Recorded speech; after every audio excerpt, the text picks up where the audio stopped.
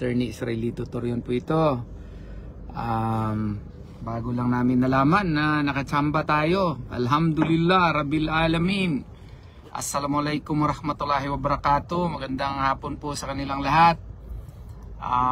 Narinig natin at na-confirm na nanalo tayo doon sa petisyon na final natin para against sa impeachment complaint ni VP Inday Sara, no? Napagpala po tayo ng Allah subhanahu wa ta'ala na nanalo, and I have yet to receive the full text of the decision, pero marami na pong tumatawag sa atin kanina pa. Kala ko yun palang resolution sa Supreme Court granting our petition questioning the impeachment complaint filed against VP Sara Duterte. So this is a great victory for the Filipino nation, and we hope and pray that this saga of an illegal, unconstitutional impeachment complaint against the Vice President will finally end, because this will not really help in the development of our country. This will only cause further division, beloved country. So this is really a good news.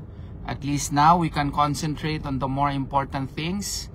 The congressmen can now concentrate in helping their constituents, especially in the NCR region na binaha ng husto. Sana yun ang pagtutukan, and maganda talaga ito kasi wala naman talagang kabuluhan yung impeachment complaint na yun. And the only ground siguro na medyo malakas doon na tingin nila na malakas ay yung alleged funds daw na hindi na-liquidate according to them. Pero kung titingnan mo, pati ang COA nag-clear na ng ating pinakamamahal na Vice Presidente. So it was really premature, aside from the fact that it was really a violation of the one-year bar rule. We were able to explain it fully in the past, and I do hope and pray that this petition will now put to rest all questions concerning the impeachment complaint being filed in the Senate, no? Kasi malapit nang open yung Senado ngayong July 28, if my memory serves me right. So at the very least, I hope it will no longer be tackled as an issue because the case has finally been decided. Although it is a fact that pwede pa mag-file ng motion for reconsideration yung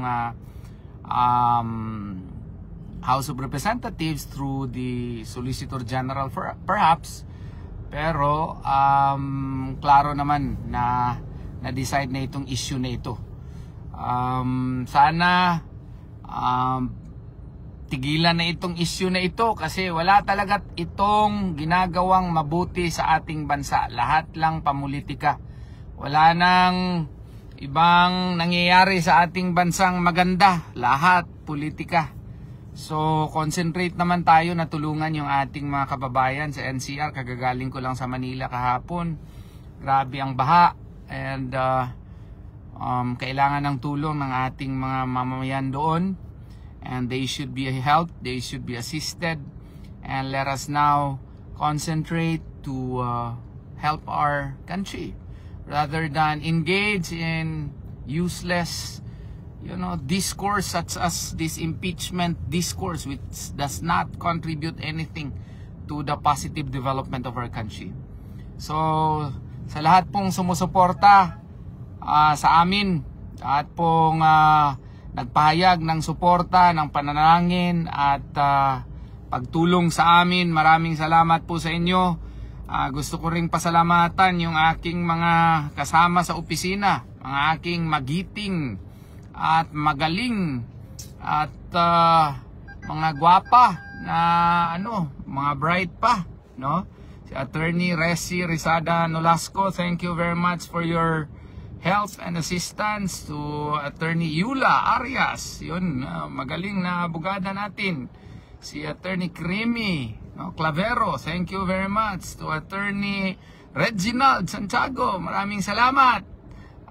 To Attorney Vanessa, maraming salamat sa iyo. Attorney Escritor, so Attorney Campaner, sa the law firm of Torion and Partners.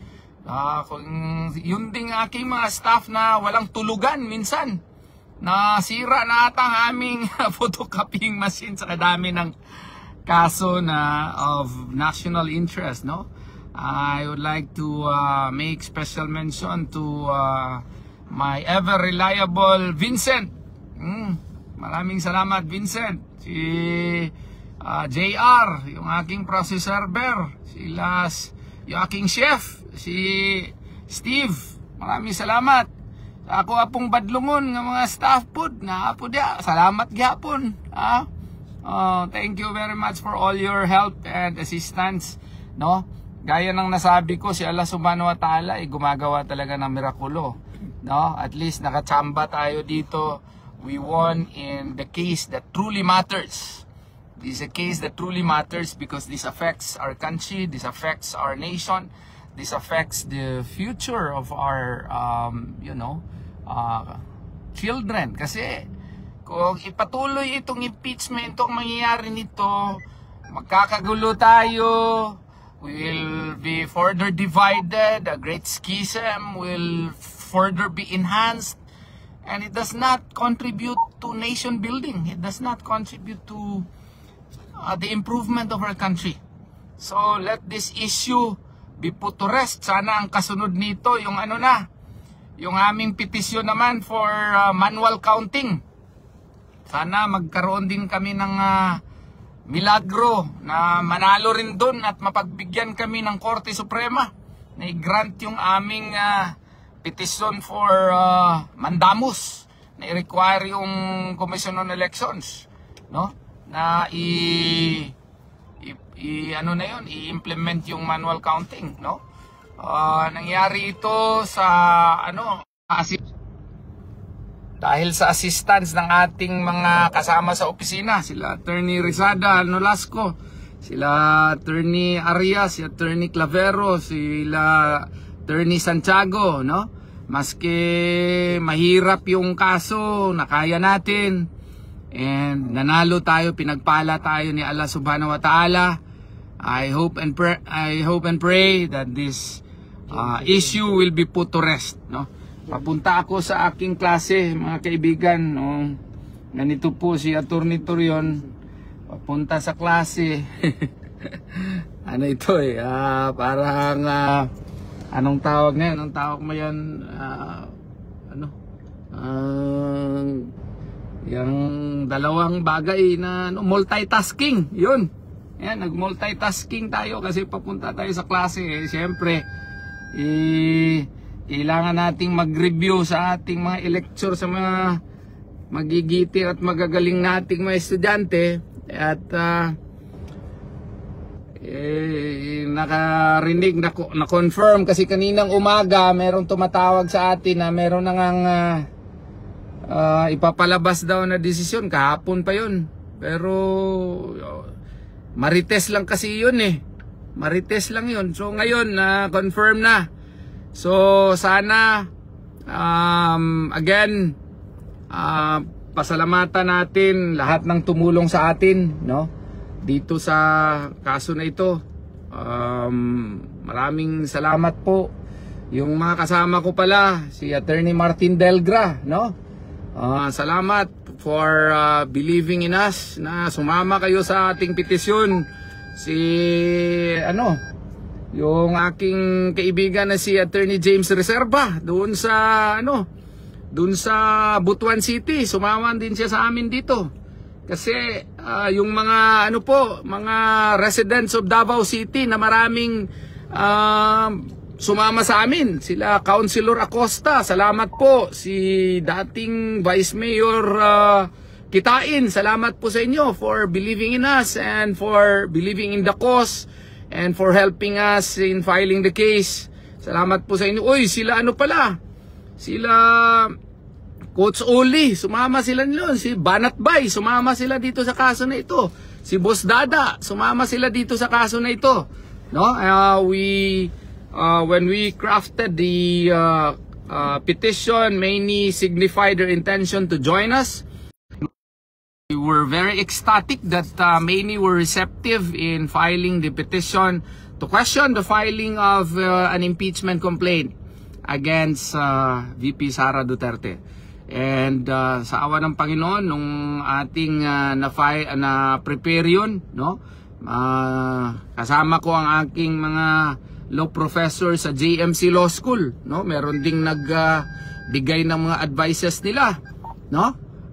Sa mga JMC Law Faculty dyan, maraming salamat. And especially to my assistant dean again, si Attorney Resi Rizada Nolasco, yung mga kasama ko sa opisina, no, na mga bright masyado. Sila actually yung mga bright, ako taga bigay lang ng direksyon, no. Nanonood ang aking kaibigan na gwapo, si Attorney Jimmy Bondok. Kumusta ka na dyan, kapatid? Kumusta ka na dyan? Nanalo tayo, nakatsamba tayo, kapatid. Milagro si Allah Subhanahu wa Ta'ala. At grinant ng Supreme Court yung petition, no? For certiorari prohibition against the House of Representatives, no? So this is a very important and historic case. This is a case that truly matters because this is not only for us, this is for the Filipino nation. Because if the impeachment complaint will proceed, no, it will not do good to our country. It will just continue to further divide us, no? So again, sa mga kasama ko sa kaso, Attorney Martin Delgra, salamat po. Attorney James Reserva, yung anak niya na abogada rin na sumama sa atin dito. Co-counsel natin yun, si Attorney Reserva. Salamat po. Salamat din sa mga konsihal natin sa Davao City na sumama sa atin dito. Sila Councilor Acosta, kasama ko rin sa opisina, associate ko rin, konsihal na pero nagpa-practice pa rin. Si former. Aming salamat po.